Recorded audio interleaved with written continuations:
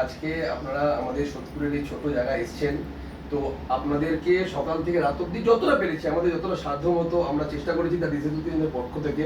তো আপনার কেমন লাগলো একটু যদি ফিডব্যাক কাইন্ডলি আমাদের কাস্টমারদের দেন। প্রথমত এটাই বলতে চাই যে আমরা যখন শুটে আসি অনেক সময় শুটে ভীষণ রিচ একটা রান্না হয় এবং আমি ব্যক্তিগতভাবে মনে হয় যে শুটের সময় খুব একটা মানে ইলাবোরেট ফ্রাইড রাইস বা চিলি চিকেন খেলে আর শুটটা করতে পারবো না, হয় না যে খেয়ে ঘুম পেয়ে যাবে, একটু গ্রগি লাগবে।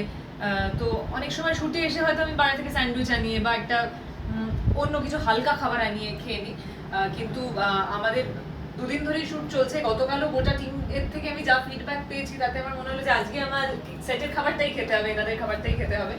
এবং দারুণ খাবার, প্রথমত ভীষণ টেস্টি এবং দ্বিতীয়ত হচ্ছে প্রচন্ড রিচ, অনেক মশলা দিয়ে বানানো এমন খাবার নয়, খুব লাইট।